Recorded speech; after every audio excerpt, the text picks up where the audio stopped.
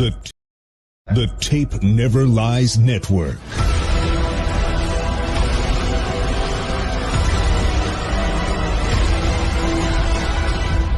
Starts now.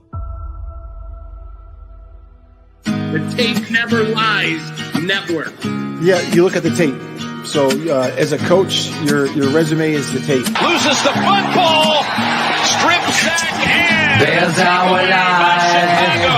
Bears our live. We go on live right after Bears games with your boys draft talking the smartest man alive. Bears our live. Son of a bitch, you better block. Bears our live. We go on live right after Bears games with your boys draft talking the smartest man alive. Rant up with the true analysis you expect. Raw passion for the show. Bear fans get nothing less. Locked in with real emotion and passion for every play. Coach Phil delivering that range in with facts my shade. Post game show like nothing else you're gonna hear. Some can try to copy, but a bucket's not sincere. Delivering the truth on what just happened to be clear. That's why we're on TV, so you can see it, not just hear. Hey, yo, with Draft Dr. Phil, you know it's always hit sticks. True to fundamentals, never gimmicks and tricks. Guess we're moving Soldier Field up to Arlington Heights. Mill out counting bucks while the mayor big fight. As our life keeps growing, Shane's all knowing. Delivering the truth on how the QB's throwing. Dimes on time, just lacking fundamental. Whatever the case, we get hot like Cecil. Fiery discussion on what happened in the game. This ain't your daddy's postgame show, expect the fucking flame.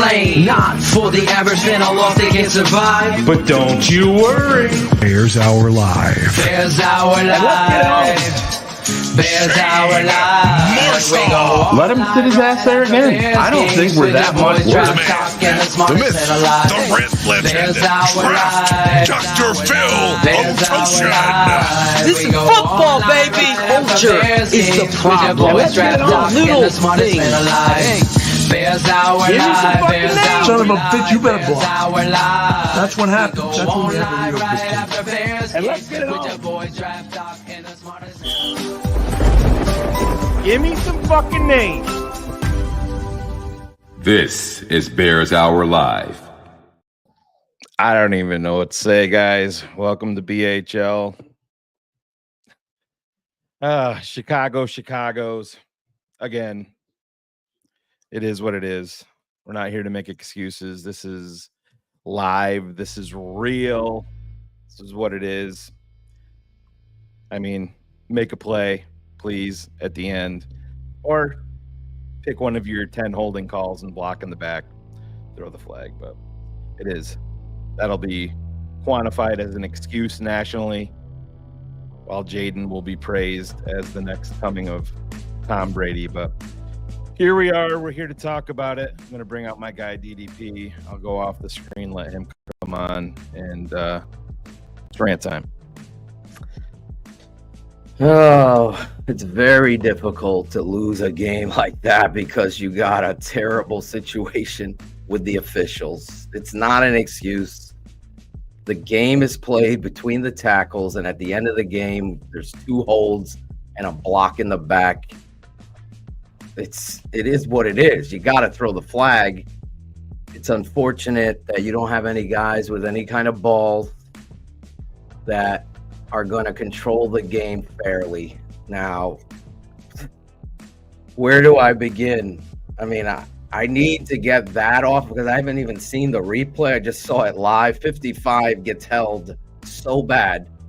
You're allowing this quarterback to dance around and get time to throw this ball. He makes a hell of a throw down the field, but it should be for naught because it should end on this penalty. I just can't get that out of my head. I'm sorry. Now, what the Chicago Bears are a poorly coached football team. They are, with the huge ceiling of talent that you have at quarterback, unfortunately being mistreated by an offensive coordinator that's going to give a guard the football at the goal line. Let's not forget that happened in this game. It's terribly embarrassing on so many levels. Does it scream gimmicks and tricks and complete misunderstanding of football? It almost cost you the game. But then Matt Eberflus says, hold my beer. Doesn't call a timeout. and get his defense situated after they didn't run the clock. Then there should have been 4 seconds on the clock. Then there's 5. Not that it mattered, but you put your tall guys on the football field and you coach them and tell them, we are batting this football down. The kid can reach it wherever he can throw from. And you're just not prepared. You're just not. The whole game, you're out of sync. There's more offensive linemen falling down, getting hurt. You're in the gun too much. You start running the football, and guess what happens? You start getting in the football game. That's what you do for young quarterbacks. Jaden Daniels, he didn't play good. Caleb didn't play great at all throughout the whole game. I get it. But your coaching staff, your pathetic understanding of football and situational football was on complete display. And the cherry on top was the guard getting the handoff at the goal line when it's just a simple understanding of personnel. But Christ, you're going on that last drive and Cole Kmet's on the bench for half of it. For Gerald Everett. And same with Swift. They're out of the game. It's just over and over the minds of the Chicago Bears under Matt Eberflus. It's just tragic. And it just sticks you right in the heart that they crucify you on the final play where the NFL and their officials drop the fucking ball, and so does your pathetic defensive coordinator, head coach. There's no way in the history of man am I going to let this happen. I am going to fucking blitz with 5 and put everybody back at the goal line and wait for it. You have to get that 5th to clean it. Doesn't he? Rushes 4. The play before that, they let him catch the ball and get out of bounds when they don't have a timeout. Don't forget these things. These are situational things.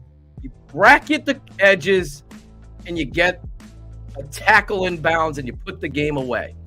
But Matt Eberflus wants to fucking continue to do what he does best.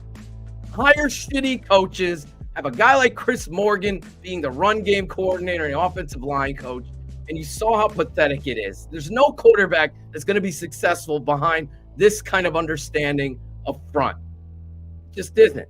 Then, let's just not forget 2 quarterback sneaks on that final drive where, yes, the interference happens, but let's just not forget. It's 2nd and 10, and he runs a quarterback sneak again on 3rd and 5. So on 2nd and 5, 2nd and 10, I could take it because Shelton misses his block, and then he gets tripped up. But on the 3rd and 5, you run quarterback sneak again?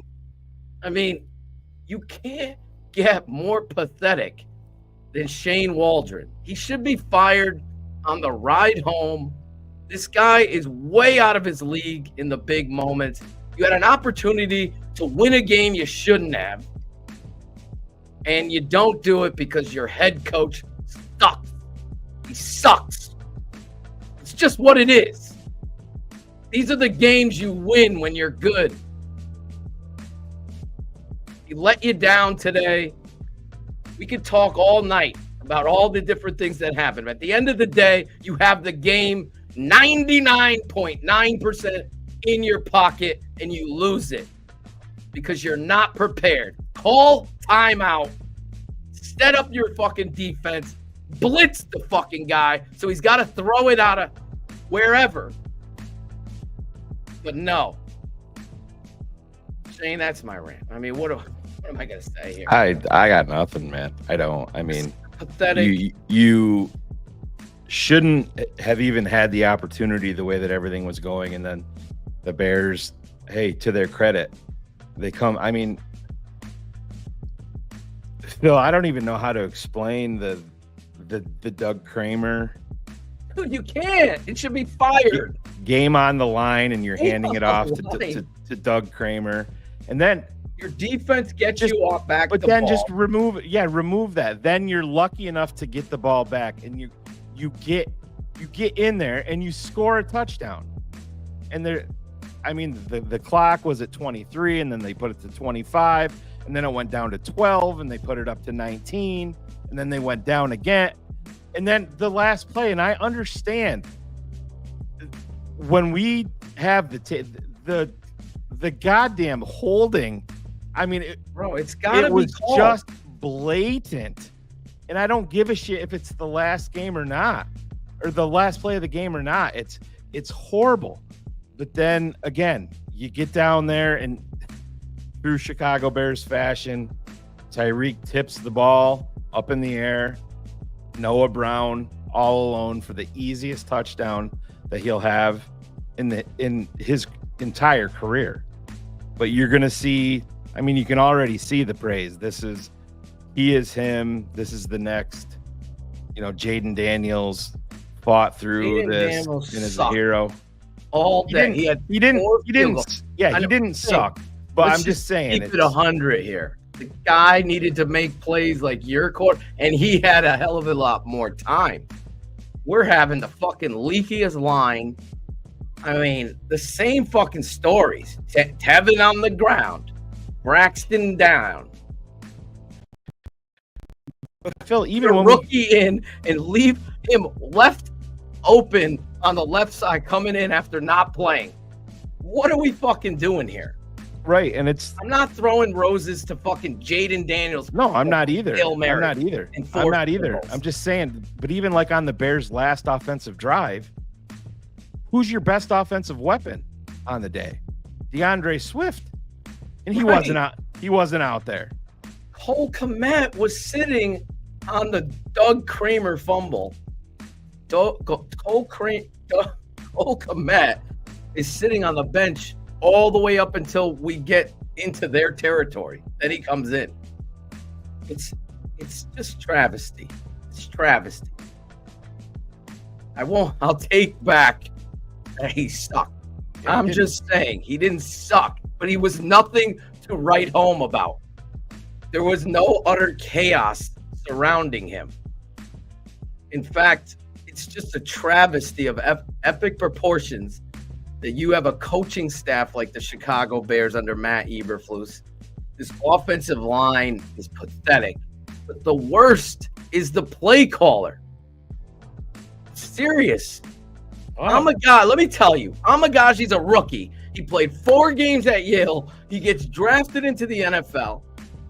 He's there. Is he ready? No. Okay, you know that. You should have put Tevin out there, Bill Murray in at left. That should have been but you have the shittiest offensive line coach and run game coordinator who doesn't even fight for his guys. Because like Shane said, Swift should be in the fucking game. But irregardless, you put Karan in there, you got to put a tight end to help him. Especially, how about when they drop a punt? Way drops a punt at the 3. We come out trying to go action, and he has them open down the right sideline, but there's no protection. So Mike Hall is going to go, oh, Caleb sucks today. No, the play call sucked. The protection sucked. He's trying to get the throw, but you can't because you got to chip. You got to help your rookie out. You can't do this kind of shit. The fucking cherry, the offensive coordinator is so completely lost. Completely lost. There's no identity again. The identity is Swift. He is. You got to run through that. You got to be patient with it. You run toss. Oh, you get 8 yards. You come out of the half. You run under center. We talked about this at halftime. He gets 7 or 8, 6 yards. The next play, you're in pistol. It's just insanity. There's no consistency. There's guesswork. Let's see if this will work. Let's put him this. Let's run this play. Let's run bubble screen. That's a good defense out there. They're number 1 in the NFL. Washington. Good defense. Or top 4, whatever the fuck they are. And you could see your Bears, we have so much talent on defense. Blackwell played a shitty game. Too many missed tackles. And Stevenson with the Another personal foul. How about they throw the ball in Amagashi's face? Oh, I know, Phil, but this is not the first time. Call. None. This is not the first time that Tyreek Stevenson has done this. And you just got to be better than that. You go from the 50 down to the 35 on that play in a critical game, and hey, they end up getting out of it. But it's just that when we talk about situational football, that comes back to having a disciplined team, and discipline comes back to one person, your head coach. The team is a reflection of the head coach. You're not prepared. Your offense is terrible. You're not run. You had 2 weeks to prepare, and your offense is unprepared. Caleb is making plays despite your play call and your personnel. It's utter chaos. It doesn't take a rocket science to see who the hot hand was. It's number 4. Get him the ball. Waldron, rush the damn passer, says Chris. All right. Bro, there's holding on the fucking play. It's a disgrace. Winnebago, Bears 95, $1.99. Thank you. Fire Waldron now. I agree. It's pathetic. I'm the head coach. You're calling that fucking play? I'm losing my goddamn mind. Give it to a guard. Puts it right in his chest. Motherfucker bounce right off. Like he's a guy. What are you doing? Even thinking of doing? You know what it is, Shane? We want to be cute. Like the 85 Bears. Let's give it to the fridge. You don't think that shit? 100% that shit happened. Imagine what Ivan and fucking Sharif feel like walking out of the stadium and that bullshit. Thank God. Yeah, I mean, you're puffing your chest out with 23 seconds left or whatever it was there when we scored, and thinking that you're gonna sneak out of there, and then you lose it. Here's our. You lost the game. How can you fucking lose this game? Speak of the devil. Guys, I'm probably gonna take some time to just let you guys know that Shane Waldron is a fucking moron. You go ahead and you get down to the 1 yard line and you decide out of nowhere, instead of giving it to Roshan Johnson, let's give it to Doug fucking Kramer, who hasn't carried the fucking ball all year. How much sense does that make? How about the slow start after 2 fucking weeks off? It's the same story, fucking ridiculous. Bro. It's the same shit over and over again. Kerry was with me. We're both sitting there like, what the fuck is this guy thinking? You don't have Roshan in the whole game. You don't have Cole Kmet in the whole game. You want to get Gerald Everett some touches. Gotta get Travis Homer in there. Gotta get Travis Homer. He's an integral part to the offense. Travis Homer. Did you see him once at all? Did you fucking see him once? No, you fucking didn't. Because it's bullshit that they're selling us. Shane Waldron's a fraud. Eberflus needs to fucking drop his nuts and go ahead and deliver a message to that offense, because that shit was bullshit. Can't fucking go on the 1 yard line, give it to your fat ass offensive lineman, bro. Guess what? Come on. They waived their fullback. They waived their fullback today. Yesterday. Yeah, the other day. Wave the fullback. That's who you give a dime to. Give it to the guy that knows lineman. how to fucking do it. A guy that knows how to do it. It makes too much fucking sense, Phil. We're going to trick the world, bro. We're going to go you away. wanted that with holding call. Guys, Dude, we just wanted to... so many holding calls on that final that the last play of the game, me and Kerry are yelling, holding, black in the back, holding. Nothing is fucking called. And I'll say this, the refs were bad on both sides. I won't just one-side it, but they were bad on both sides, but still. You can't, as a defense, you have to be all the way fucking back. You have to have somebody behind them. I don't understand what was going on with it. I don't understand. That's on the defensive coordinator. That's on the defensive coordinator. Kevin Byard peeled off and then came up to where the ball was.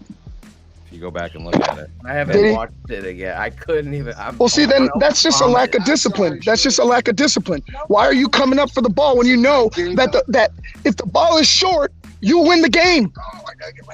And the ball was short of the end zone. They were going to win the game. In that situation, Ivan, play outside nines, 2 D tackles, and the 49 is all the way back. So I'm blitzing 53. And 53 Exactly. is eyeballing him. You rush, you come out, I slam you, the game is over, or he's throwing it down. He's not getting a untouched pass. Now there's 3 holds and a block in the back that isn't called on the biggest play of the game is unacceptable. And Flu should have been on the field. I would have been in that motherfucker's face. He should have been in his face. Been in his face. I would have called timeout there when I don't know what he's doing, going like this with Johnson. They show a shot. He's talking to Johnson. Go back. He's going like this. I don't know what he's talking about. We got to watch the final scenes over of this game. I'm going to tell you this, though. Talking to Johnson, and I'm like, the play before that when they hit Ertz and he's able to get out of bounds so they can set up this fucking throw is pathetic. In that play, 4 deep and play the fucking outs. Just wait there, tackle his ass in bounds, and don't let it go. Let the clock run out. The game's over on that play. But they let that one go so we can get a Hail Mary. Exactly. Have we got a yardage on that throw, Shane? On the final throw? Yeah, on the final throw. It was about 60 yards. Phil, I tell you this, the crowd for the Bears was there. There was you couldn't tell if you went to the bathroom if it was a good play for the Bears or a bad play for the Bears. That's how much representation the Bears had out here today. And what they did to show their fans out in a primetime game, what they did was embarrassing. Shane Waldron should be embarrassed. If there's another meeting on Monday, it should be him being fucking fired for his bullshit. Dude, I don't know how. I could never have that guy calling plays. Just personnel and formational. Hey, Phil, we're running a rock at 7 yards a pop. Let's go ahead and stop and throw a pass outside. I know, bro. You don't have to tell me. How about Fourth and one, let's go screen. 4th and 1, let's go screen to the wide receiver instead of running. Our 3rd and 1, 3 screen to the wide receiver instead of bringing in Roshan. He's not even in Roshan. the fucking game. He's not even in Roshan. the game. No Roshan, and like Shane said at the half, a good coach says, okay, bring Kramer in and let him block like we've been doing and run Roshan behind it, get the first down on 4th and 1. But no, it makes too much sense. It makes too much sense, Phil.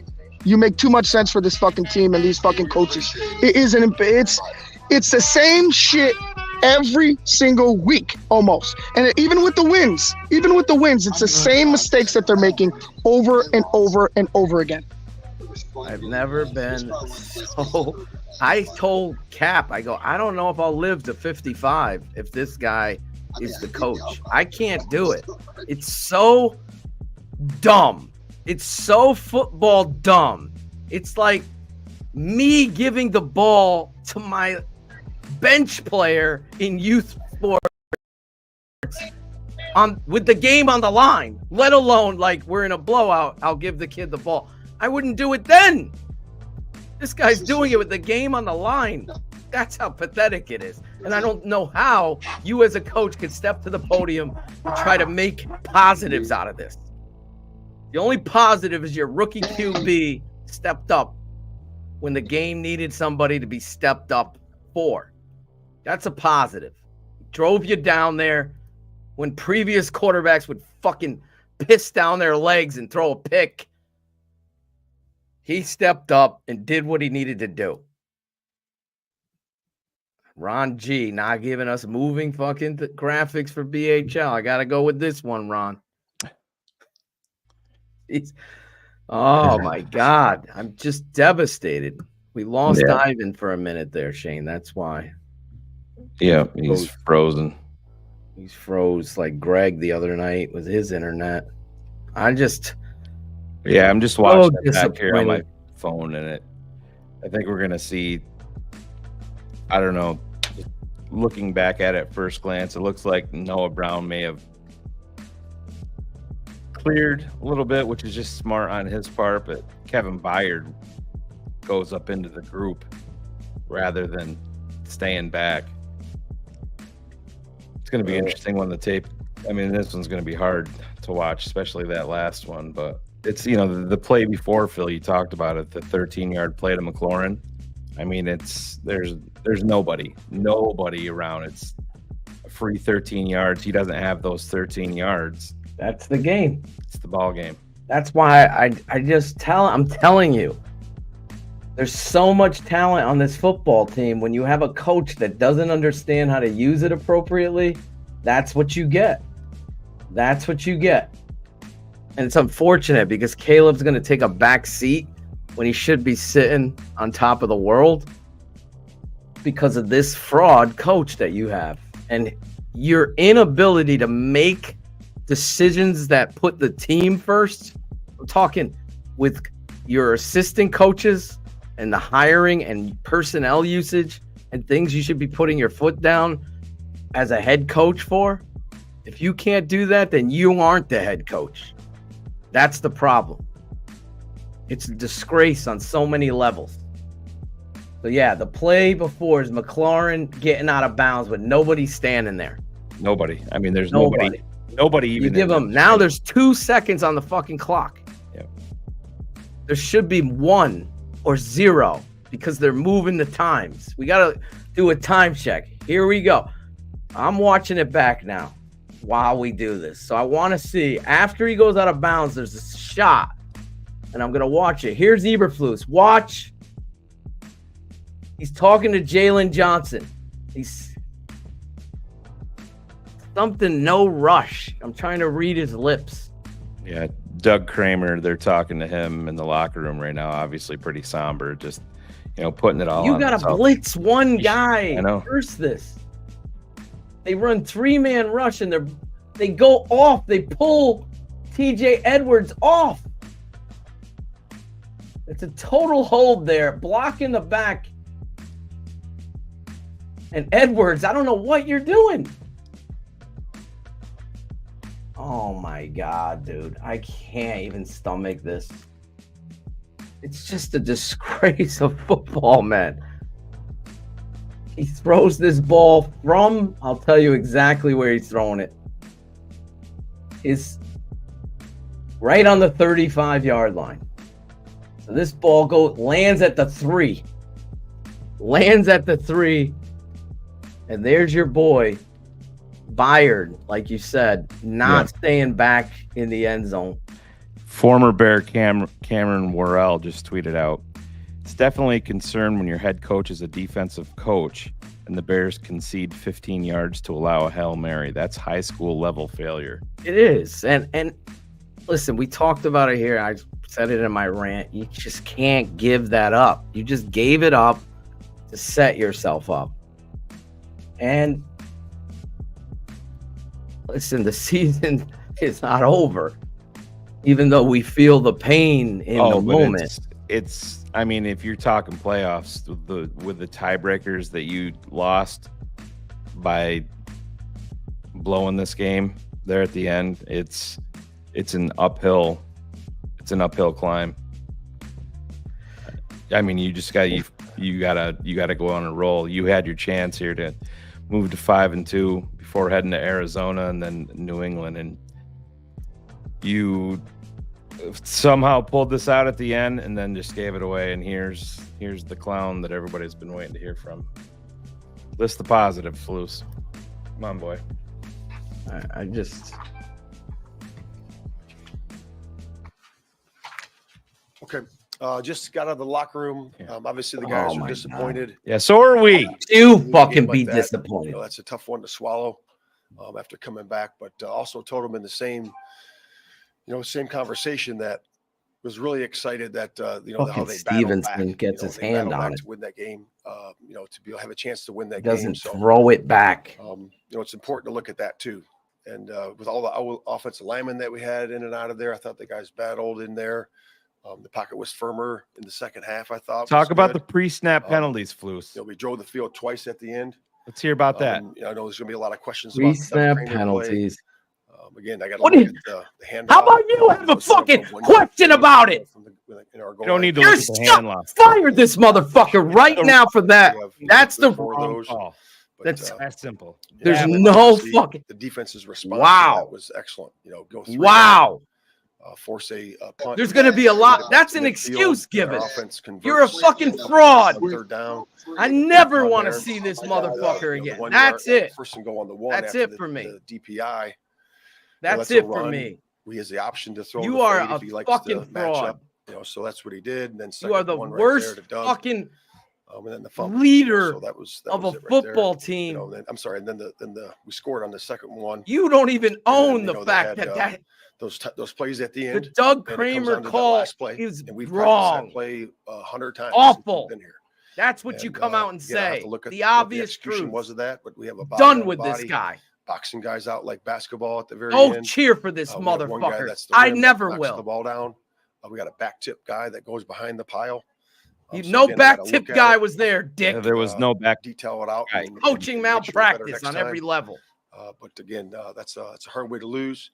It's a fucking fraud answer. Battled all the way through. Tell him, Tamari. It's terrible. You're a scumbag. Yeah, it depends on where the double bump guy is, right? So you're terrible. Boxing out, that was 17. So it depended on where he was. Can't believe he said that game, shit. But there was a lot wrong before that for you guys offensively and defensively. Just offensively, why were you guys not able to get anything going until the end? Yeah, it's $1.99. Sometimes when you have those days, you just got to make sure you keep finding answers. Some of the answers could have been, getting the ball to our tight ends and running backs. As I look at the stat sheet, there, I know we were trying to do that. They did pressure with their linebackers. Can't even watch the end here in Connecticut because it's all frozen on a fucking satellite. Is yours like that?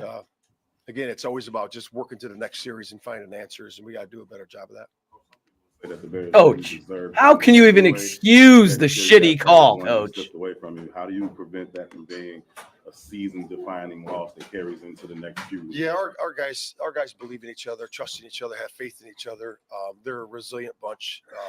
Flus, you don't know shit about your team right now. They never faced anything like this negligence in their lives. Maybe they have in their personal lives, but not in their football lives. You're a fucking fraud. At the very end, we just got to execute better. Not one of you media people asking about the Doug Kramer shit. It's a travesty. It's the first fucking thing. Is that something where you're? How do you look back on that spot? Yeah, because you're defending touchdown, right? You're defending touchdown there, and them throwing the ball for 13 yards or 10 yards, whatever that is, doesn't really matter. It's 19 seconds. You're defending touchdown? You're defending yards, you dumbass. You're not a coach. That's an option, no doubt. You're a defensive coordinator that is teeter-tottering on firing. To do the three-man rush. Again, I think he had to the fuck out of here. You're worried about touchdown. You're worried about touchdown every down. And, getting after it. You know what they're doing there. You put 3 over the top, 4 over the top. You defend the edge. You tackle the motherfucker inbounds. The game's over. That's what a good coach does. Go listen to this shit on Bears.com. I got to take a look at it. Sickening. Look at this. On your behalf to veto the the goal line play to Doug when it came to your head? No, it's a play we worked. We worked on it. You agreed to it. Great. You've gone too. The handoff to him.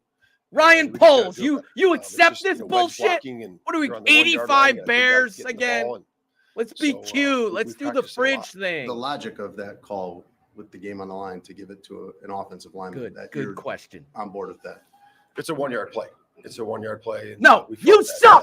You suck. You have a roster of playmakers on offense, Flus, and you're handing it to a guy that hasn't been able to get onto the field as an offensive lineman. The progressions. He's full of shit. Fraud used car salesman. Fuck. He's full of fucking shit. The rhythm and timing that we've seen over the last couple weeks, I have never hated a coach more. Pressure in his face, whatever that You're a might be. lying politician. That's an everybody thing. That's a protection thing. That's a route running thing. Election season has started in the worst way for football today, and as part of that, Coach, why did you get rid of your fullback in order to hand the ball off to your offensive lineman? So we got to do a really good job of that. And I can't deal with this, dude. We did it with 5. We did it. I can't. With 4 off of one side. Done with this guy. 3 off of one side, 2 on the other. So we did that Christ. To some success. And I thought we really did a good job on, in the second half and the third downs. We were pretty good on. List the positives, Blues. Go ahead. Our punter kicked well. Getting ourselves out of those drives. Caleb stepped up at the end. Great catch by DJ Moore. We didn't fit the run the way we wanted it to. Fuck you. Sideline. You pathetic piece of garbage. Coach, why wasn't your defense in position to stop that Hail Mary at the end of the game? You'll face a guy next week who. He already said that. We have a trail guy, but I don't know. Again, when you don't win the game, we're certainly going to look at it. And if we won the game, we go back and look at it and see if we can do a better job. Just before the half, you guys had it 3rd and 12 down in the scoring zone. You went max protect. What were the breakdowns on the max protection, but also the coaching point to maybe know when to fight for another one? I hate this dude. Okay, what play are you talking about? Absolute disgrace you are, coach. It puts you out of field goal range right before halftime. Okay, yeah. He said it already, Flus, you dumb fuck. Listen. And making sure that we stay in field goal range. You never want to take a sack to do that. Again, I got to look at the coverage and the protection. Oh my God! This guy's a clown, man. This guy's a clown. The measuring stick was how would he handle the Doug Kramer situation? He handled it exactly like a fraud coach would. With no accountability, no understanding how wrong it was, and admitting of it. Even if you fucking worked on it for 100 reps. So, just so everybody knows, he said Bill Murray, pec, Tevin Jenkins knee, Braxton Jones knee. Well, I think it's having a strong mind and a strong conviction of who you are. I mean, this is one game. Right? We are, like I said, a Doug Kramer fullback-led team. Let's give it to Doug. Go back and look at the tape. You're better off giving it to Doug from fucking King of Queens. You fuck. I hate you. Get him the fuck out of there. Get him the fuck out of there. He's full of shit. He's done. We knew this was going to be the case. I'm sorry, Shane. It's just there's no digging your way out of this guy. He's in the way with accepting that play. He's in the way with not making changes in regards to how your offense is run. We had to have a fucking meeting and we had to get 15 plays scripted. We got to do this. We're having team meetings before the fucking season hits the halfway point. We got problems. Also, you have to look at the offensive line of the Washington Commanders and how Jaden was statuesque in the pocket because he wasn't getting any pressure. Right. There was no pressure. Now look at our offense. Every single time Caleb dropped back, he had somebody on his fucking ass. That's on Ryan Poles. This is on Ryan Poles. Here is the next gen mock-up of the final play, Phil. And if you look up into the end zone, you can kind of see. It doesn't show me. Yeah, you're not going to see the holds or anything, but I'm just saying it's going to show you Byard peeling off here in just a second once the ball is released. So he threw that 65 yards in the air. Lands at the 3, bounces. Yep. And no Byard in the back. Yeah, but you can always keep a defender in the back. You see where Stevenson is coming. Stevenson touches it. Yeah, Stevenson is the one that tips it into the air. Yeah, instead of throwing it back, you always swing forward or down. But because it's high, you have Jalen to swing out. Jalen Jones is there, but Byard is behind Ertz.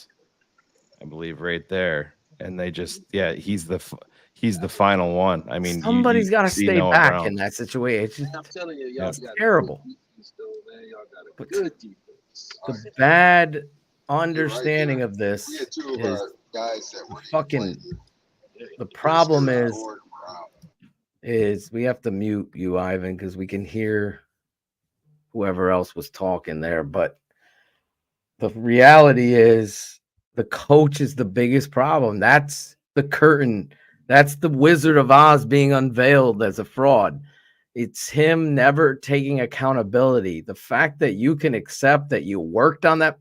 No shit. How do you think you got out there to run it? How long did they work on it, though? How long, Phil? Because I don't know, this week, was it Was it this week that you work on it?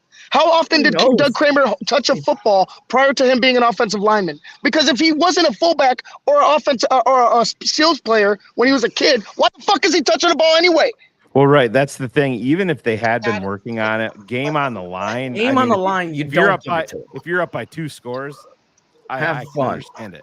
Game on the line when you've been struggling to even kick a field goal, to get in scoring, you're turning the ball over to your backup offensive lineman. It's just there's no words for it. There really is not. Inexcusable. And the fact that he steps to the podium and doesn't own it, for any Bears fan that can excuse that for anything other than fireable, you're lost. You're lost, because that is completely covering your ass. It's a politician's way of handling a press conference, and you never win with those types. Give me Rex Ryan right now more than this clown. Give me someone that's going to have accountability and have an understanding of how to motivate this football team going forward, because you're understanding that we worked on that. No, it's a play we worked on. Fuck out of here. You seem content with the loss. Like that, to go down and score. And then, they have a Hail Mary like that. It's tough. You always, or at least myself, I believe in, this defense when they go out there and, to have a play like that, covered it pretty well, tipped it back to 85. And so, I'm going to keep believing in them as they believe in us multiple times where we just got stalled, shot ourselves in the foot, and they go out there and, before obviously that last play was 12 points. So they, let's give them kudos. Obviously, it's a heart-wrenching play to have.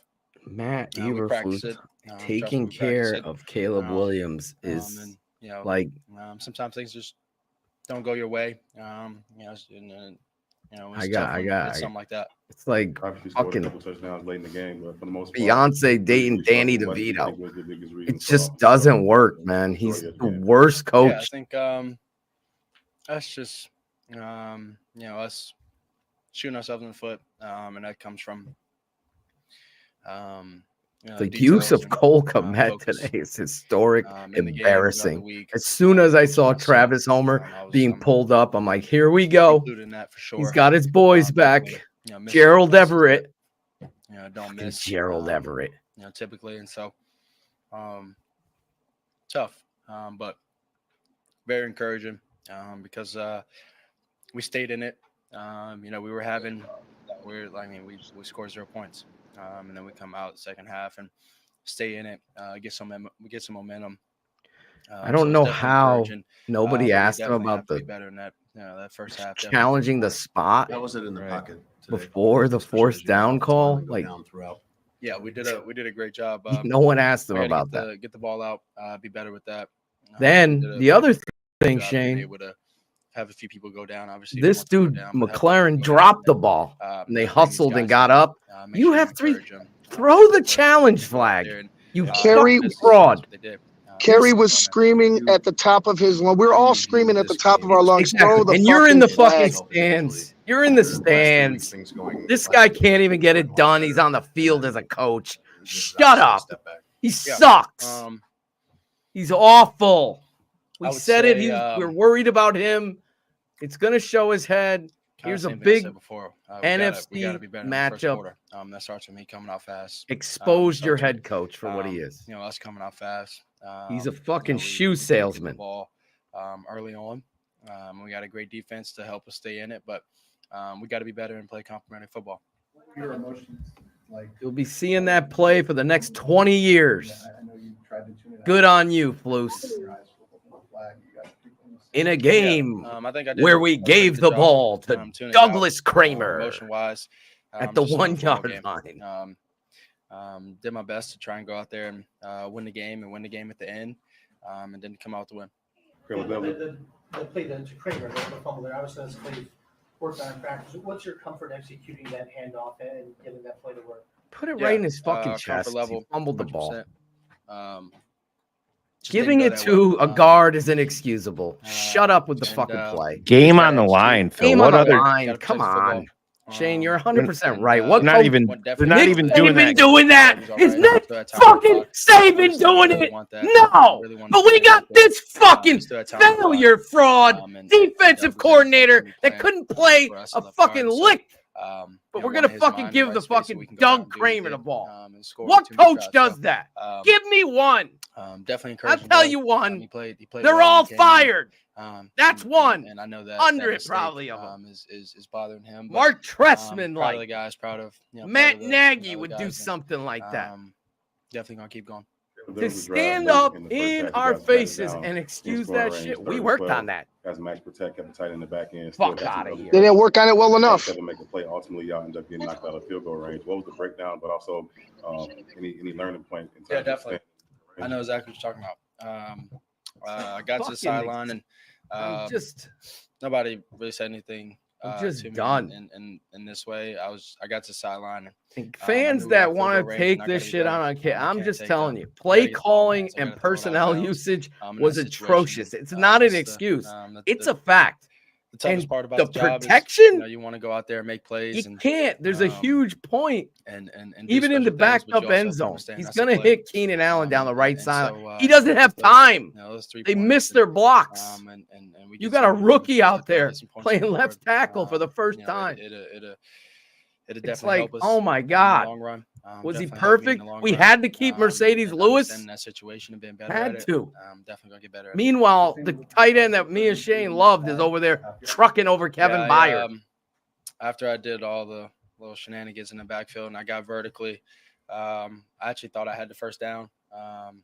And looked over and I slid and turned when the dude was coming. I should have just taken the hit and fell forward. But good on you, because that was one of your worst plays of the day, no matter what.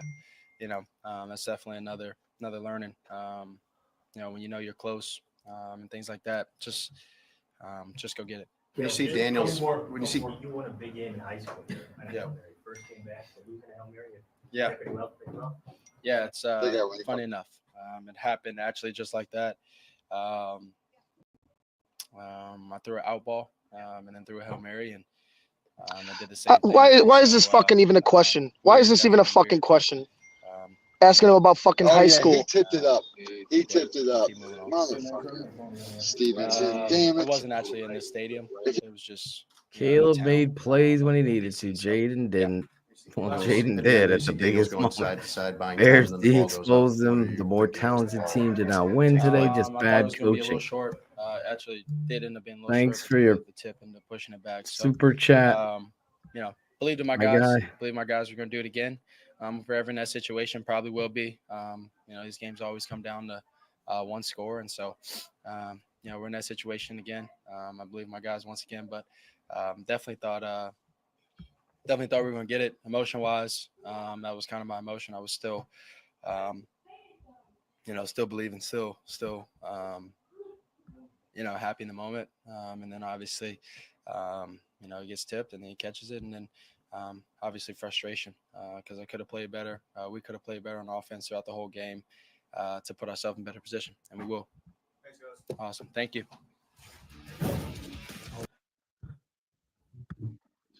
I'm just so.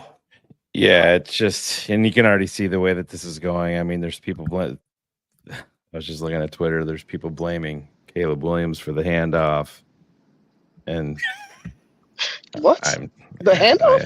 The handoff to Doug Kramer. I've seen people already say. I mean, the same shit that you're seeing. Shane, Caleb's a bust. He's this and that.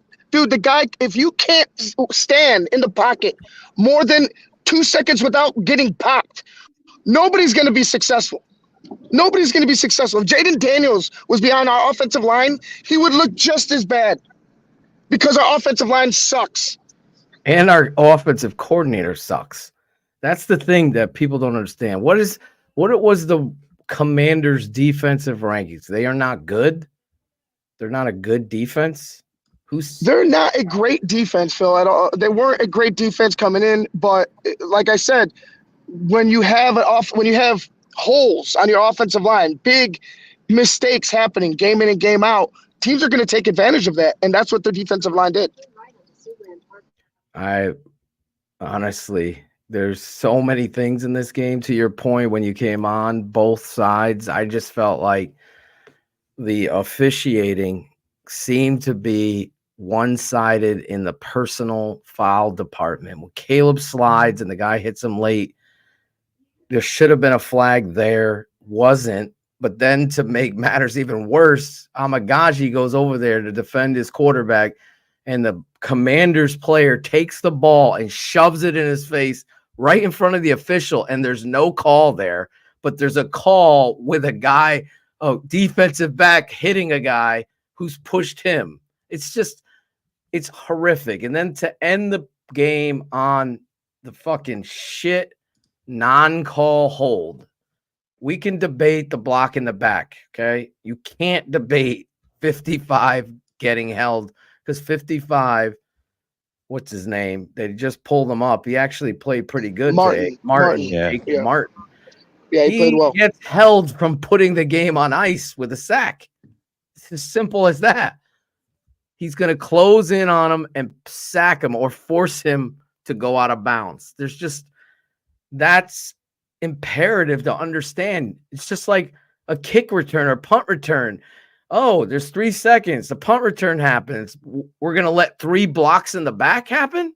We're going to let people tackle people on the punt? No. So it should be officiated like that. Fans should get an opportunity to be able to cheer for their team and not have to question whether or not this shit's rigged. It just has to be. It can't let that shit go down. It's a clear and obvious hold preventing the end of a game. That's got to be called. Otherwise, what we're doing here matters nothing. And I just tell my guy, okay, sit in the end zone when the ball's coming. Just hit everybody. Just tackle the receivers while they're going down. Just tackle them all. There's no one in the end zone to throw to. No one's calling anything. What are we doing here? Logie Mills, I just don't understand how an NFL OC can call a goal line handoff to a backup lineman that's never ran the ball before in a scenario as vital as that. Should have been up 9 points at the end. Shake my head. 100%, Logie. Agree, man. We're with you, man. Logie, the fact that the head coach stands at the podium and defends that call is a showcase of politics ruling the day still in Chicago with the Bears. You got to have accountability as a head coach. Sean Payton steps to the podium. Any good coach steps to the podium in a loss like that, asks the question about a stupid play that's clear and obvious to the world. Yeah, your response can't be, guys, it's 1 yard. Exactly. Because every inch matters, right, Coach? I've heard you say that 10,000 times. Every inch matters. And the fact that there's no pushback is pathetic. You went out and signed DeAndre Swift. You called Roschon Johnson a franchise pillar to your roster. You drafted Caleb Williams, #1 overall. You traded for Keenan Allen. You traded for DJ Moore and extended him. You drafted Roma Dunze in the first round. You gave Cole Kmet an extension. Game on the line, you handed it off to a 4th string offensive lineman to get you where you needed to go. Let that sink in. And then you're justifying it. Who you had to bring back to your team. Who you had to bring back to your team because he wasn't on your team for a little bit. Anybody defending that shouldn't be a fan, shouldn't talk football. It's pathetic. Is Flus really Ryan Pohl's boy or G-Mac's boy? George McCaskey is wondering. Well, I think it's a little of both, man. I think George loves soft. George loves Trace Armstrong, and Trace Armstrong is the agent for Ryan Poles and Matt Eberflus. And Shane Waldron. And who else? There's probably like 20 more. Oh my God. Are you seeing the good old boy network being played out here? Let's hire our good old boys. We're going to all fucking feed off this. And y'all think that we ain't going to play this right here? We're going to do it right here. We're going to do that. We're going to sign you. We're going to play that. We're going to play that game because we are the Bears, the shuffling crew. Let's give it to the fucking backup guard. That's what we do. Fuck out of here. This is a joke. I can't even look at Eberflus. I was hoping, I swear on everything I love, I was hoping the head coach would guide you through disappointment, that would step to the podium and show the kind of balls that I can feel being around this game my whole life, confident in that you're going to lead them out of this doldrum, this moment that caught you like a fucking uppercut to the chin and knocked you the fuck out when you're the better fighter. It happens. But for you to step up to the podium, hold no accountability and think it's just a yard. No, it's the game. It's the game of football. And me referencing Nick Saban, and you can go down the long list of coaches that wouldn't even be in their top 100 choices to do in that situation. You know you got the wrong guy. It's that moment with fucking Toto goes behind the curtain. We got the fucking wizard all right. Yeah, I mean, it's Logie, no head coach is accepting a demotion on the same team. It's not logical, and it's just no organization would do it. So appreciate the effort. It's just not logical. Sucks, man. It sucks for all you Bears fans that went out there. They said shin injury. Jesus. He did hurt his. He was icing his getting leg iced up, and he was limping. He limped off the field at one point. He was kind of. We're losing you. Ivan. You could tell it was kind of bothering. We're losing you. Yeah. Wait for him to get a better connection, or pop out, pop back in. I don't know, man. I don't know anything about their personnel usage at all. I really don't. I don't think my boy Daryl Taylor was on that last play either. He got hurt too at one point. Did he? Yeah, he went down. We'll have to look Benjamin back. Hooper, 1999. Felt like the offense reverted back. Too much gun, not enough under center. But man, Caleb showed me he's got heart and wants to win. Love his fire. What happened to the damn screen pass that he'd been working the last two games? 100%. They took that out. Oh, to get down to the goal line when he threw that sidearm right through the window and got it to fucking DeAndre Carter because DJ Moore got hurt. Yeah. And he's just rolled the wrong way. Yeah. Didn't know where he was. And I'm like, oh, we're going to do it here. And he gives it to the guard. And you want to know what else is worse? Like as a football coach, what do you remember? Because I do. I'm testing Shane now. Let's see if I'll have to catch up because I'm 350 live chats behind. And I'm sure Mike Haw is probably defending the fact that, or whatever, I had to put Mike in his place today because you can't jump the Caleb ship and say, Jaden's playing better. Dude, I was following our patron chat and it got to 3-0, and there's people like, oh, this game's fucking over. And it's just like, we're trying to also like teach you guys. And I understand being pissed off and miserable, but let's just pump the fucking brakes on the goddamn dramatics when there's, 3.5 quarters left in the game. We've seen the Bears do this over and over, and yeah, they lost and it sucks, but game is 3-0 and we're like, well, this shit's done. Come on.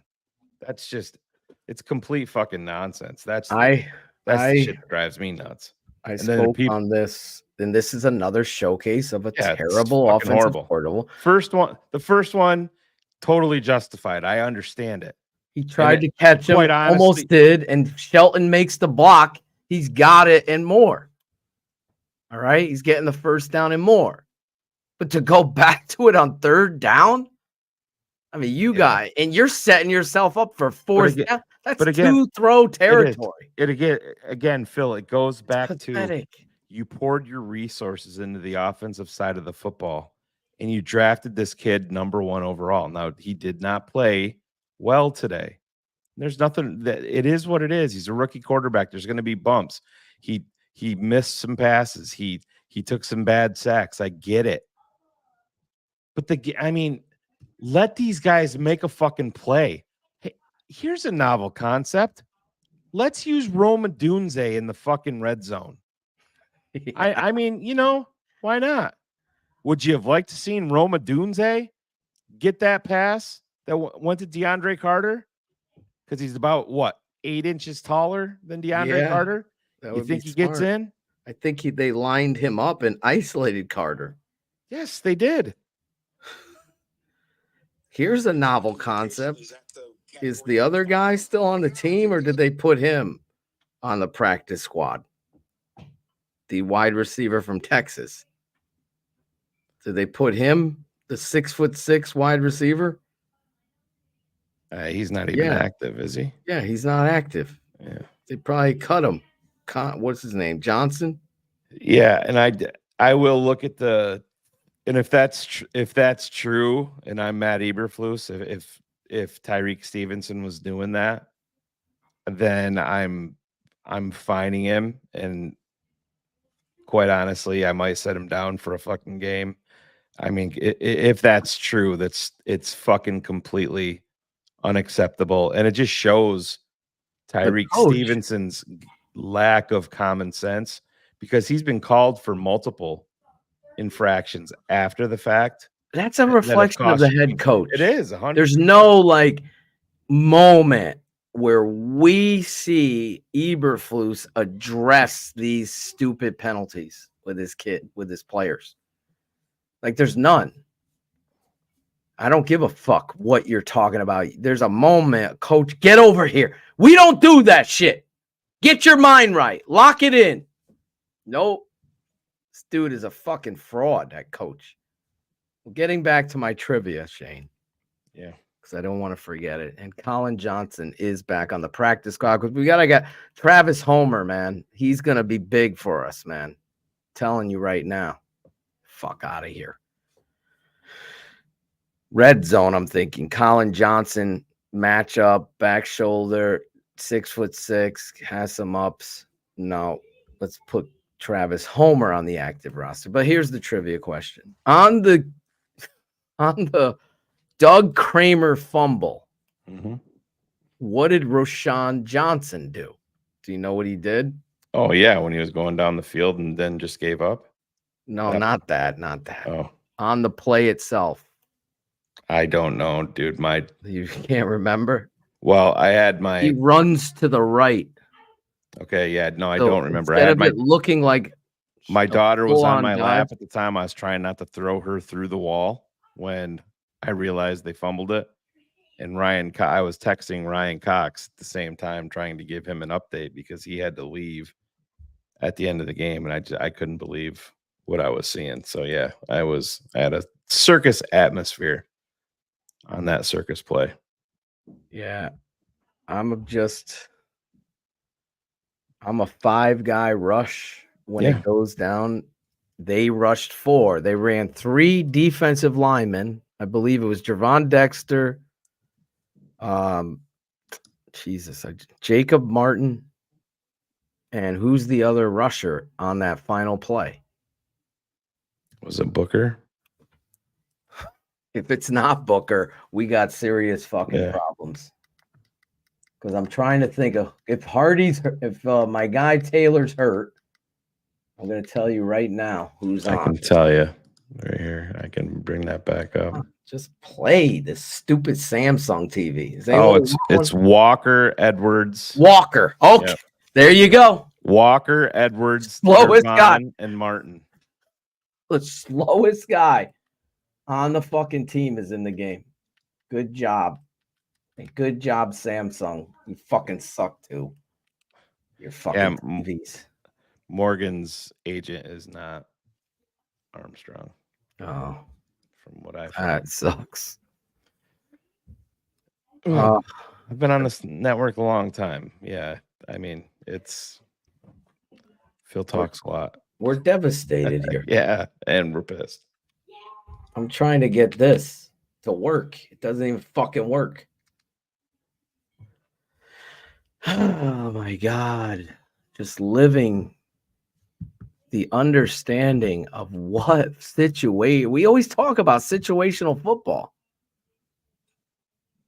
Here's Miguel Corona. Have you guys seen what Stevenson was doing before the Daniels throw? They're just talking about it. I have not seen it yet. There's multiple people in the chat along with the original guy. Well, there'll be no accountability, Shane. Well, I mean, if I was running the show, I would suspend him for a game. That's how egregious that is.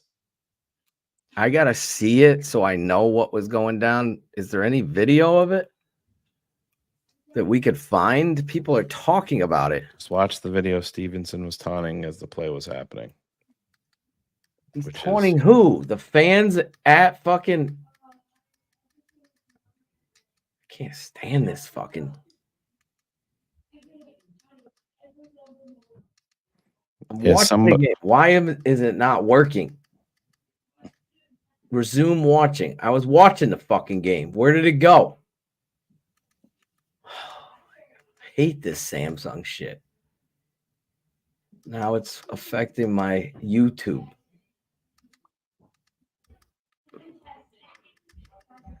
Bears. Oh yeah, holy shit. I am 100%. I am suspending Tyreek Stevenson. Phil, the play is snapped. He's looking into the crowd. Come on. Taunt. Oh no, I'll show you right now. I'll bring it up. It's horrific. He should be suspended. Oh my God. Can you work? Absolutely unacceptable. Let me pull the video up here, and I have 10 people have shared it with me here on Twitter, so just give me a minute and I'll bring one of them up. I can't even get the fucking thing to work. Unplug this fuck. I might rip this fucking TV off. Fucking Samsung. Yeah, this is Get rid of this shit. Completely fucking unacceptable. I mean, Jesus Christ. That our guy, Aaron Current, we saw they were showing it on the replay. He's like, you ain't shit, yelling at him. Let's watch the replay. Yeah, here. So this isn't a great feed, but you see him down here in the lower left of your screen, and you watch, he realizes that the ball is snapped, and then he runs to get into place. Oh my God. Oh my God. Oh my God. I can't believe he did that.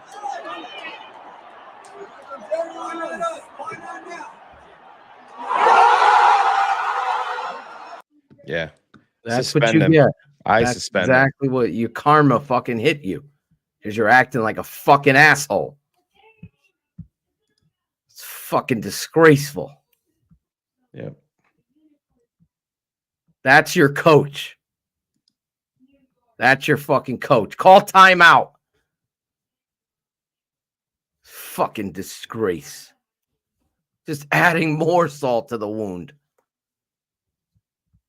Watching that is everything against me as a human being, as a football coach. To allow that. Like, that's who you are. That's the culture. I don't want to hear one of these motherfuckers talking about his culture. Matt Eberflus. Players doing that shit have no respect for you as a coach, their teammates, or anything.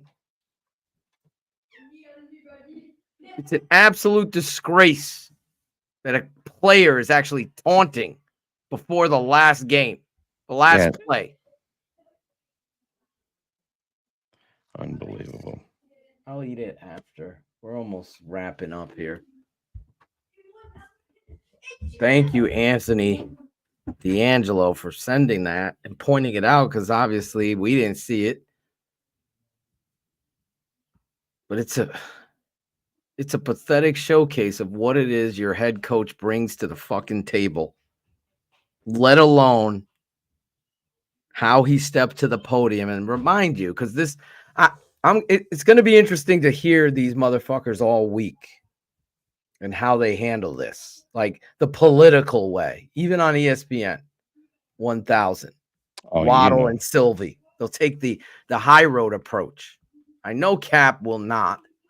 I know Hoodie will not. Sylvie's ripping apart Tyreek right now. I mean, over this. Well, I'm talking about the coach. Yeah. Sylvie, this is to you. The head coach is the one allowing this stuff. And to Shane's point, if there's not measures taking, in fact, the whole TTNL fan base should point this out and tag the fucking Bears. This is what your coach allows. This is the last play of the game.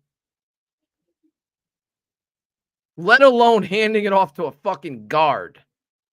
It's like giving the ball to John Yurkovic with the game out. Who does that?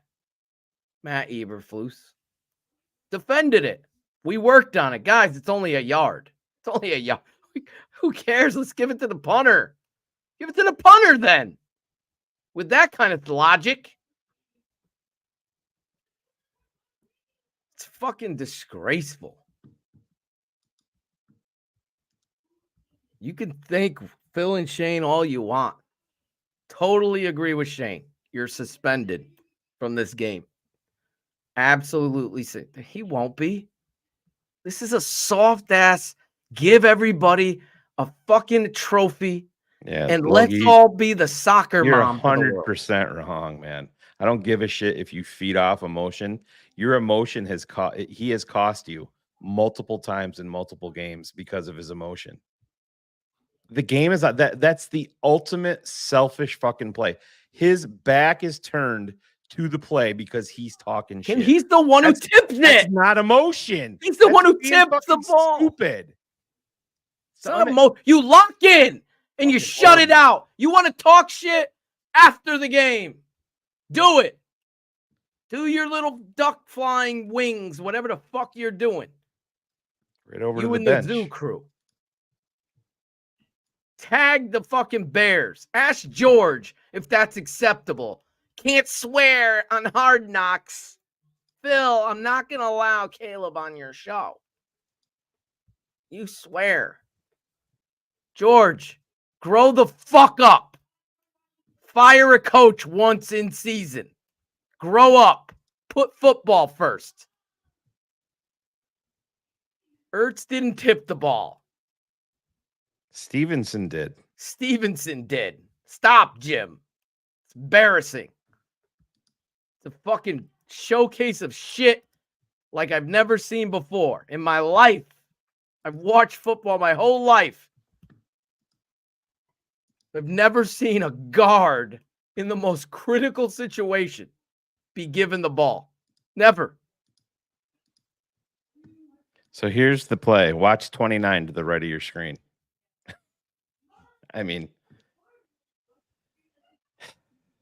in this scenario. But Phil, just what? What are you doing there anyway? Well, in this scenario, you should be back there. 31 has to stay in the back. Oh, my God.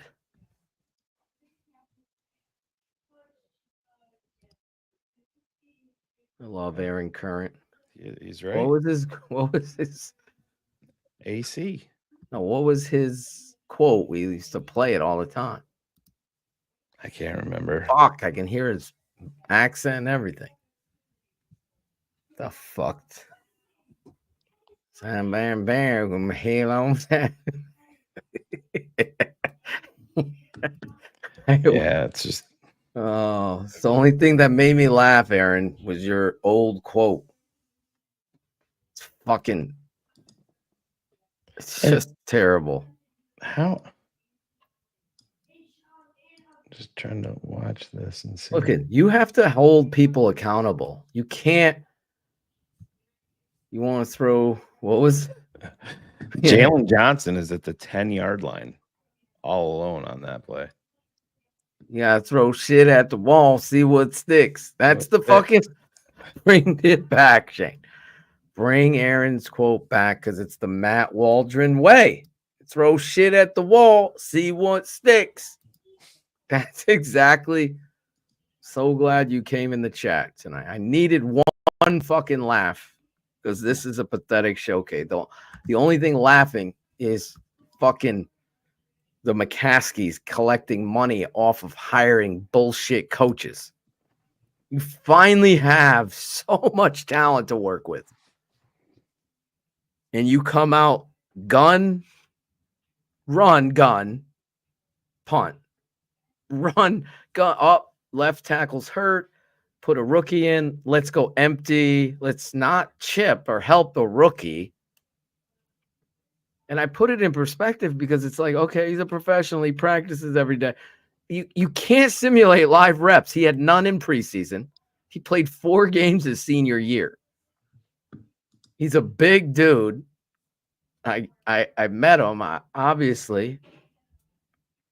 But it's a tough situation on the road to put that kid in, and he's going to get criticized. And yet you have the opportunity to help him out and solidify. What is the best thing that you can do is Mike with a block great one. the edges. Block the edges. 4 historic losses with a 95% chance to win, and you lost all of them. Mike Hall. My guy. Listen, I've said it before. Coach Quinn was at Hofstra. The guy's a great coach. He is. I feel comfortable with guys like that. I just need a competent, hold people accountable leader as the Chicago Bears head coach. Dick Duran gave you that. Lovey gave you that sometimes. Lovey would have came to the podium and said it was unacceptable. I want to believe that. That, listen, it's unacceptable. This guy can't. Kevin Warren's worried about the fucking tabletop chairs that's going to be in the new stadium downtown. He doesn't fucking. We had high hopes for Kevin. That was on Hard Knocks. They're talking about tabletop chairs in a stadium that's not even fucking built yet. It's not even going to be built downtown. We're putting it on Hard Knocks. Yeah. Like, don't try to fool us. Fool the Swifties of the world. They could fool everybody. Don't. We're going to talk about tabletop chairs. Oh, my God. I would love to be in the film review tomorrow when they bring that up with Stevenson. I hope fans are tagging the Chicago Bears in it. Well, I mean, they got to. I mean, they know Courtney Cronin is retweeting it. Sylvie is retweeting it. Ben Solak is retweeting it. It's out there. I mean, it's trending on Twitter right now. Is Chris Jackal tweeting it though? I think he is at an equestrian event today. My coaches texted me the clip now too. So clearly it has hit the world now. My father and I will be live at some point next week breaking down the tape of the offensive line with Chris Morgan's blocking scheme that has been flawed since he's been here. The Bears have, however, praised Chris Morgan, calling him a great coach when I know nobody absolutely feels that way whatsoever. The people that I've talked to. They're not going to come on the air and say it. I will say it. He's horrible. Yeah. Jim, here's some breaking news. I picked the Commanders to win the game. So Jim Sleazy's a Commanders fan. Yeah, it's fine. It's fine. He didn't I'm sure he threw did. a Hail Mary. Yeah. He had his moments. And congratulations. He threw. It's fine. They kicked 4 field goals. That's good. We didn't trash Jaden Daniels before the game. We didn't once.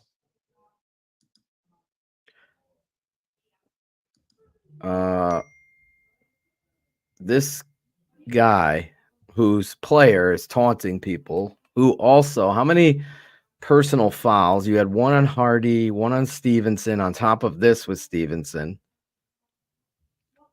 you had the non-challenge of the first, or the spotting of the ball. That should have been a first down. It was very close, right? Then you have another non-challenge of the drop that Carey and Ivan are in the fucking stadium.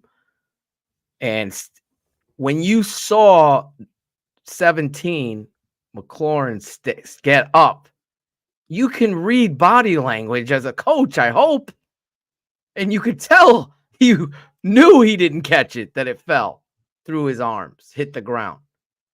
They're trying to hustle to get a playoff, so there's no review. You throw the challenge just to challenge that. That's what good coaches do. Maniacal coaches do that. That's the reality. This was a tough fucking football game. Both quarterbacks, young in the league. Caleb driving you down for 2 touchdown drives. Or would be. I know what I saw there. In pathetic chaos. I know what I would be doing as the head coach. I know what I would be doing. And I would have won this game. You could laugh all the fuck you want. But I know what you do in situational football is not being done by the Chicago Bears correctly. Shane and I have talked about this ad nauseum for fucking the time he was hired. I told you it'd take me 3 games to know if Eberflus was the guy, and I said he isn't. He's the biggest up that you have on your fucking team. He's the biggest leak of the tire. They're not going to fire Flus tomorrow. They just don't. They're a bunch of fucking frauds. Right. They're pussies up there. 100%. 100%. They don't put football in a priority sphere. They put it in an off-season sphere. They put it in a business timetable. They don't put it in a winning timetable. They've been a joke since God knows when. And when we joke about the fact that they wouldn't even hire their grandfather because he'd be too hot-headed and personal and swearing, it's the truest thing you could possibly say. It's no mistake that when you've hired you've hired one guy that I think has a bigger personality that understood, I'm going to take the attention off my team and put it on me, because that's what a good head coach does. So today I go to the podium, and I know my rookie quarterback had his moments of struggle. I know my OC sucked, and it was under my watch. I go out there. That's unacceptable. What we did at the goal line will never happen again. It was awful play call. I told Waldron, but it's on me because I'm the head coach. The team is a reflection of me. He knows the play call. Flus knows what the play call is going to be. 1 yard, Shane. It's only 1. He told you his thoughts on it right there. It's 1 yard. Because, Ben, you have a shitty head coach. You have a shitty head coach. It's beyond pathetic.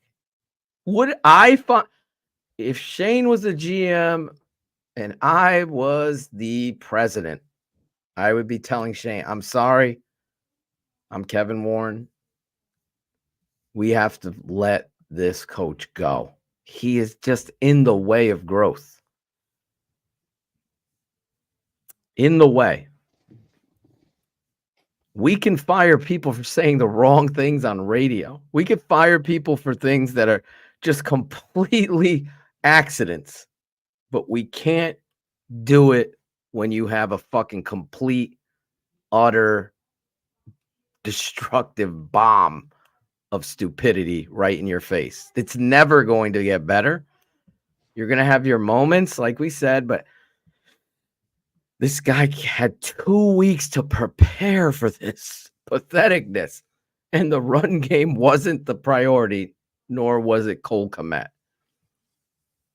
They finally, remember they wouldn't trade Valus, Shane? They ended up cutting him. Did anyone pick him up? No. No. We let a guy that really could help us at the tight end position go. He was on the fucking Commanders today, trucking your safety, making blocks, chip blocks on Montez Sweat. This is what happens to us, man. I can't even take. I think Hoodie said it. The guy got a haircut and a shave, and people thought he was going to change. It just isn't. Chasing dreams. I would chase my dream and take the job 100%. Without a doubt, I would take the job. But I would set some boundary and rules. And it would be similar to what's his name said to George McCaskey. It'd be keep Ted Phillips out of the fucking building and let me cook with the guys I know. And my first hire would be Mike Cavanaugh out of Oregon, the offensive line coach from Oregon. I would have to have him coaching the offensive line because I'll tell you what, we would fucking run the ball and win off action. There is no counter in this whole offense, Shane. Have you seen one? No, you haven't, because there is none. Their counter is a wide receiver sweep. That's what their counter is. Or, get this, Shane, fullback dive. Fullback dive. To Torrey Taylor. I said, it's only a yard, Shane. Give it to Torrey. Why not? That's the way that logic plays itself out. That's how stupid it is. I hear you, but here it goes. Ryan Clark on it. Jaden showed Caleb who's that's come on. I don't care about anybody on ESPN and any sort of football acumen there. It's clickbait. I don't care what happened today. If there was a redraft today, even looking at the stats that have been put up, I'm still drafting Caleb Williams over Jaden Daniels every single day and twice on Sunday. And if I'm wrong, I'm wrong. Come after me for that. It's fine. I don't care. Caleb is my guy. I'm 100% with you. Yeah, it's not. What Caleb was doing in chaos, it can't even be fathomed. Come right there, thetapeneverlies.com. Become a patron.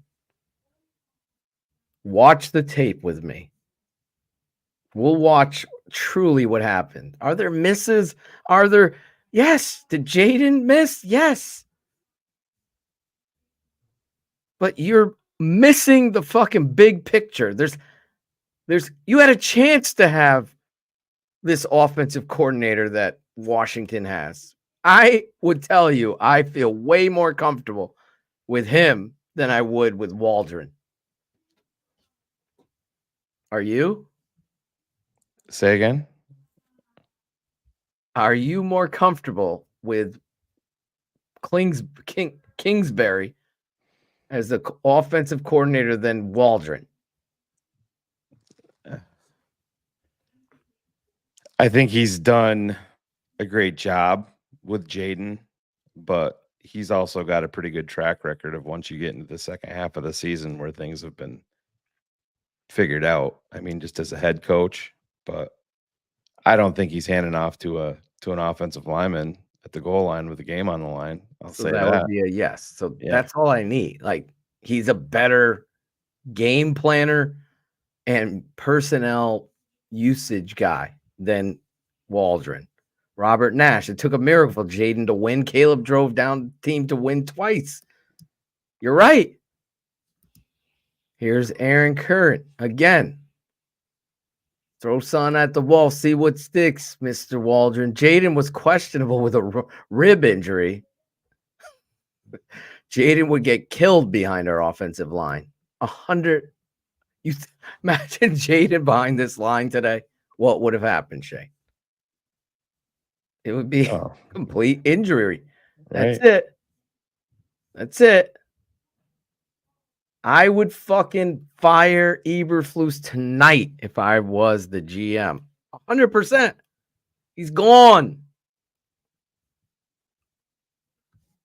Mike Hall bringing, I don't know if he took that or just remembered it. But Shane and I have been on BHL 3 times before this with the most epic losses. And here's another one. Here's another one with your boy on top of it, taunting the crowd in the middle of a fucking play. You can't make it up. Beyond selfish. I mean, I really have no words for it. If I'm Eberflus, I'm calling him in and I'm like, can you just explain this to me? What's going through your head here? And then I'm fining him and I'm sitting him down for a week. It's unacceptable. And you can say that that's too harsh and the season is on the line. You cannot have selfish players like that. He put himself and his nonsense above everybody on the team there. He wasn't even ready at the snap. Everybody knows, the probability that they complete that pass was low. It doesn't matter. You weren't even looking at it. You were looking at the crowd because Tyreek, you're clearly a fucking badass. Clearly. Great job. Great job. Funkster Jones, $5. Appreciate you. Caleb is the right choice for our Bears, and under duress, he got us in position to win. Coaching fucked this up. 100%. If the Bears probably got wind of what happened and probably told him to shut his mouth and not talk, would be my guess there. You know what the Bears are? Trash. Their organization is trash. No, go out, face the fucking flames, bro. Let's cover this up. Let's gather our thoughts here. I don't give a shit. I will have any. You want me to pick a temporary head coach? I'll give it to Thomas Brown. I'll give it to Brown because he'll be calling the plays as well. He'll be the head coach and play caller, because what we saw today is a showcase of no accountability, either play caller, no plan, no personnel usage. I mean, the guy that's been the hot hand has been Swift, Roshan, and Cole Kmet. And obviously last week, Keenan Allen. There seemed to be no plan. We're looking at Gerald Everett snaps here. Ivan, were you on with us when all of the Tyreek stuff happened on the last play? I was listening, and I swear to God, if he's not fucking, if there isn't steps taken to discipline that, you have to. Then we got a bigger fucking problem. Then we have a bigger fucking problem. You don't. It's not a cut. It's not a cut. It's not a cut. It's a hey man, where the fuck is your head at? It's a message to the whole fucking team moment. Again, that Eberflus will drop because he's not a head coach. He just, were you on when he said, guys, it's only a yard? That we practiced. I mean, there's no coach in this world that's going. Shane puts it in the lower marquee. It's the title of the movie. The game is on the line. He gives it to a guard, not a center guard. He's the backup to the backup. And you're giving it to him. And it's just 1 yard, Phil. It's just 1 yard. Like, Ivan, I listening to that the bullshit. Running back out. They try to watch the play. They're going to bring Rashawn out as if it's some trick. Mm-hmm. It's not pulling anybody. It's the dumbest play in the history. And we got a head coach not even accountable for it. I'll bring it up for you, Ivan, so you can see it. If you feel like having an aneurysm live on air. I mean, all right, let's do it. Hold on. Yeah, this is their headlines. Ivan, just let me set the table for you. Cap says he would fire Eberflus tonight. So Tyreek is at the lower left-hand and the OC section of the screen, and when the ball is snapped, he's still talking shit to the crowd and has no idea that the ball was snapped. So here we go. Lower left-hand corner of your screen. You see him down there? And now I'll hit play. His back's turned to the fucking play.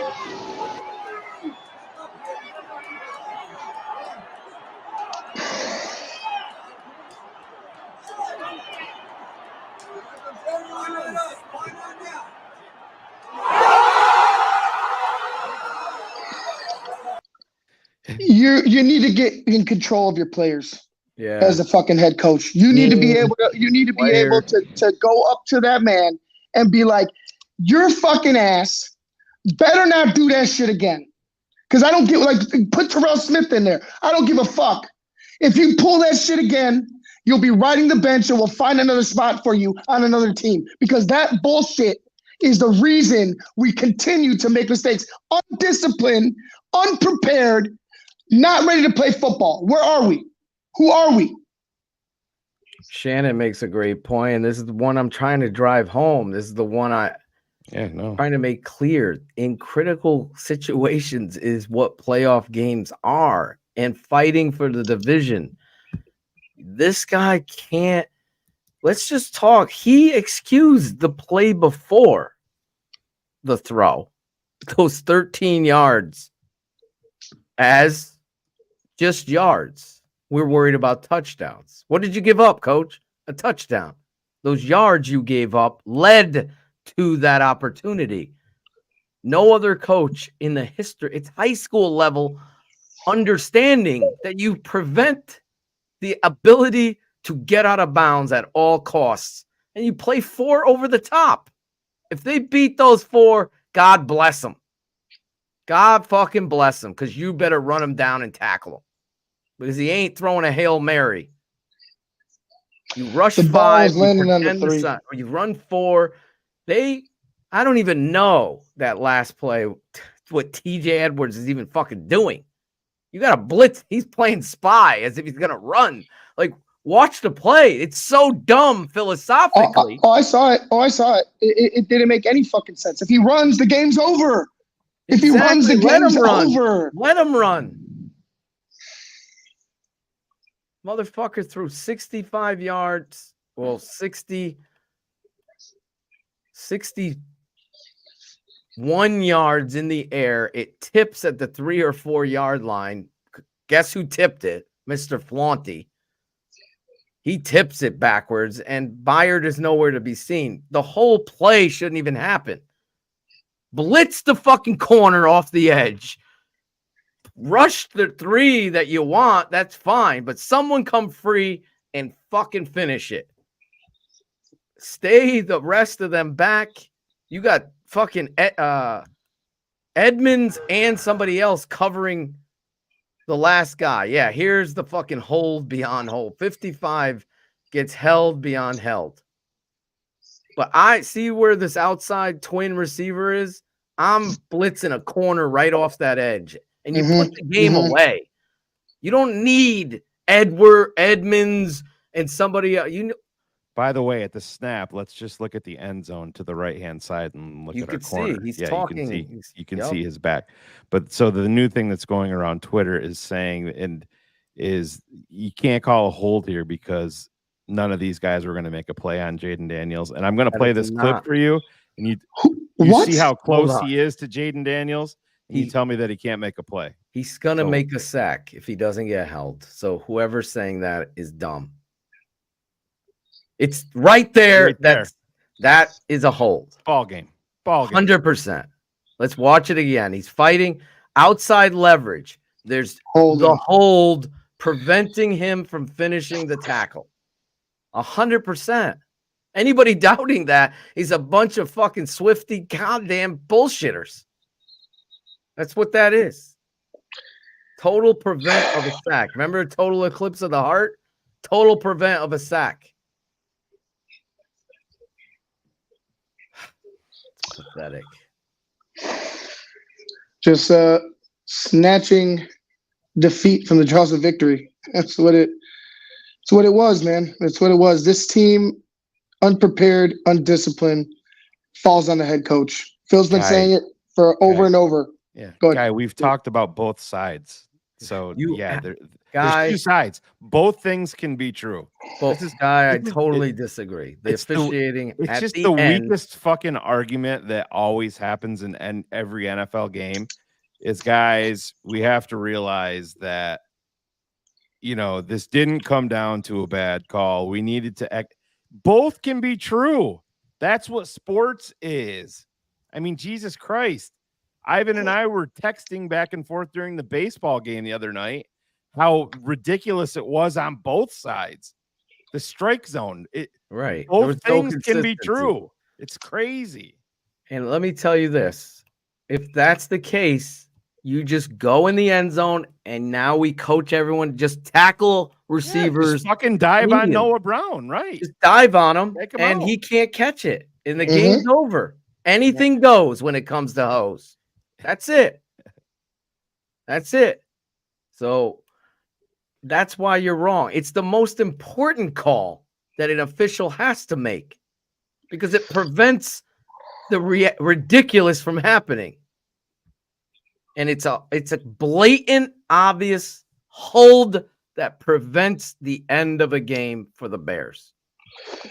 There was a lot of missed calls all over the field. I mean, on both sides, like Shane was just talking about. And if we want to point out some specific ones that weren't getting called, DJ was very, very frustrated with some of the non-calls that were on him. I know the offense was definitely sputtering, but you could see DJ, going out there in his routes, and then boom, he's getting bumped, he's getting held, he's getting grabbed. And he finally had enough of it. I'll just say this. You can't make an excuse for the refs and say, oh, well, there was the last play of the game. They kind of let him play. No, it was the last play of the game, but you still have to officiate. Oops, sorry, my phone fell. You still have to officiate like it was the middle of the fucking game. You can't give them any type of leeway. You have to be straight up with it, and they weren't. I totally saw the hold when it happened, and so did they. And the fact that it is not called is not okay with me. If it was my team that won the game like that, it would sit bad with me. I would feel like, we didn't deserve that win. That should have been a hold. It's just what the truth is. And it's not an excuse. I don't agree with, and I normally agree a lot with Guy, but I don't agree with any of his theory. A chippy, shitty, terrible plays in without the game doesn't take away the chippy shit that the Washington Commanders were doing. They got away with a bunch of shit. In fact, I would, as a coach, send the film right in, that holding call, the non-call when they throw the football in the face of my offensive lineman, when they shove after the play, but we get the penalty. I would be pissed, but there's none more greater than where Guy's theory falls apart. Where Guy's theory falls apart is saying when your team doesn't show up. The team went down and won the game. The fucking defense showed up. They did. Defense showed up. The special teams, the players showed up. The offense didn't play great, but they put points on the board when they needed to. Wasn't perfect. There's flaws there, but I mean, it's flawed. That theory there is flawed because your team can be not good and not execute, and there can also be horrible calls that dictate games. It happens in almost every single sporting event that's played. But They won't talk about that on ESPN. Of course, they blow the game in epic proportion on my birthday. I'm sick to my stomach. OC $4.99. Well, happy birthday, OC. I appreciate your $4.99, and I'm so sorry that happened because we've been on the other end of that. Made a game-winning play, and the flag is on the field, folks. Flag is on the field, folks. Guy, I mean, okay, this is the last one I'm going to respond to. Yes, our defense played horrible. You figured it out, buddy. I mean, come on. Learn football. That's all I'm going to say to you. To say that the Bears defense didn't show up today because they had personal fouls. Yes, again, calls can be separate from overall gameplay. Oh, you got a personal foul. Defense sucks. The Bears kept us in the fucking game. The defense kept us in the fucking game the entire My guess time. This guy is a fucking referee for a powder puff league and takes this shit personal.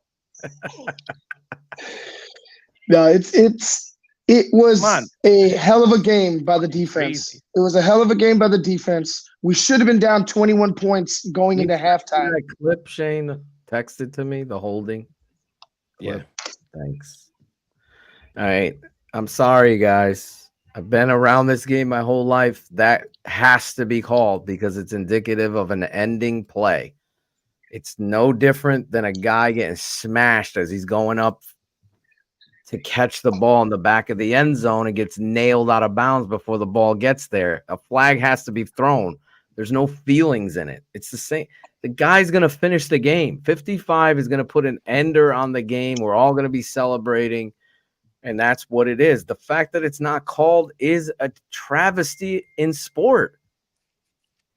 And the fact that they didn't talk about that at the end, the fact that they didn't hold this guy's feet to the fire on the fucking dive play to a backup guard where you're trying to do some gimmicks, it's just shitty. It's just shitty. And it's This is the tough second to end time. like that because you're young quarterback. We all understand the dynamics of the playing field in this world now. We make quick, the guy's a bust. This like bullshit. We're dealing with a level where everybody who doesn't know football has the same amount of voice, and some people listen to these people. It's no different than politics.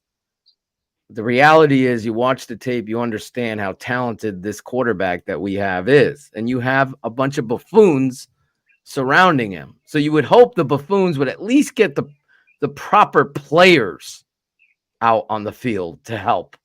And they can't do that right.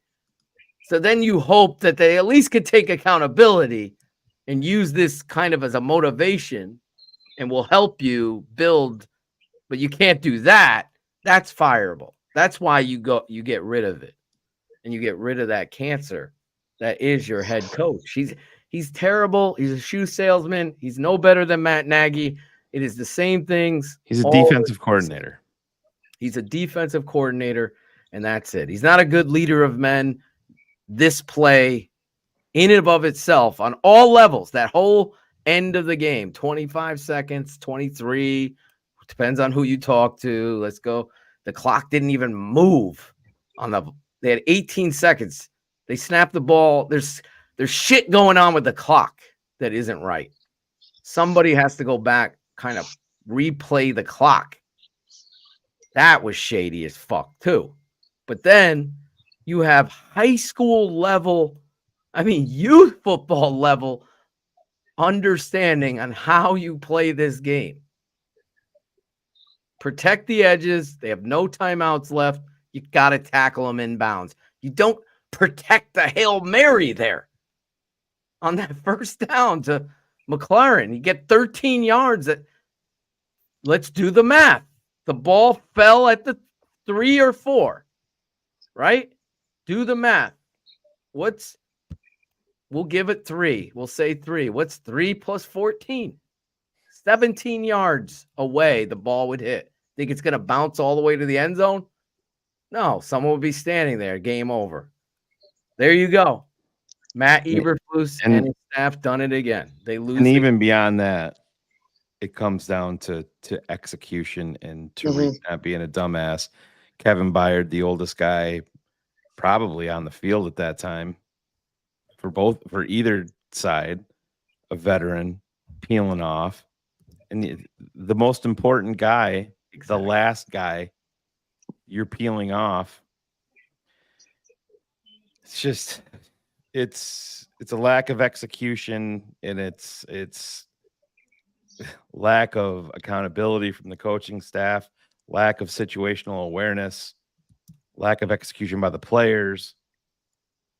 Very, very questionable calls, and it all adds up to 4-3 when you should be 5-2 heading to Arizona, who pulled off a big win today against Miami. Yeah, I think we put a pretty bow on this. Unfortunately, Ivan flew out there and had his roller coaster of emotions. I mean, I'll say it was a great fucking time. Like me and Kerry were saying it together. It was like I wouldn't say quite a playoff atmosphere, but with the amount of Bears fans that were there and the amount of back and forth that the crowd, the Commanders fans and the Bears fans were it was a great atmosphere. It's just, once again, you think that you think you turned a corner with this team, and then they go right back to doing the same shit. And that's the frustrating part. That's the most frustrating part. If we would have lost the game and the Bears are doing everything right and they just got beat, so be it. But we didn't do that. Again, poor execution, unprepared to start the game, and your coaches just, they don't seem to get it either. They don't seem to understand how to finish this off, how to finish games, how to win games. In certain situations, who to use. It's just all frustrating, and I hope that next week is a bounce back for them. But this one is going to sting. Yep. Well, a lot of things to peel back the onion here of coaching, and I think, and player and but it really does boil down to coaching for me. At the end of the day, there was chaos in there on the offensive line and the injuries, but it was the play personnel formational usage to start the game that just makes you shake your head. You're not building off of what you were doing. Remember, I wondered last week on Keeping It 100, are you going to build off what you do well, or are you going to worry about this is how we got to attack them? Those type of coaches aren't suited for the NFL because everybody's really good in the NFL. Any given Sunday, look at the Jaguars taking the Packers down to the wire. We beat the shit out of the Packers. It means we're better. This is any given Sunday. This league is set up exactly how they wanted it. A lot of parity. We have a lot of talent, but the coach kills you on so many levels. Not only the offensive coordinator and the personnel and formation, but situational play calls, challenges, lack of understanding of the moment, 2 plays, 2 quarterback draws and critical, shaking your head. They end up getting the interference call and scoring, and then finally giving the ball to Rashawn Johnson and evening up the front and blocking it. But it's too little too late all the time. And then, just like Ivan said and Shane said, the end of the game antics by a player and the personal fouls and all of that is indicative of the head coach. Him coming to the podium was the cherry on top, where I prayed, honestly, I said that this guy would have some sort of anger and accountability and a passion that it's going to be fixed and there's going to be stuff held on to by him. There's none of that. He's a terrible head coach. And maybe he's a good person, but that doesn't win games. What win games is guys that put their grind on and understand, what do we do well? Make them stop us. And that's not what the Bears do, and they haven't done in a long, long time. And today they fall victim to an epic, another, as Mike Hall pointed out, the 4th epic loss by this coach since he's been the head coach. I think it's unacceptable. He should be fired. We know he won't be fired, but he should be fired. And at the very least, the OC should be launched. He's not good. He's not getting it done. Shane, you have anything to add? Just this. Thank you for watching Bears Hour Live, the best post-Bears game show on the planet, on the Tape Never Lies Network.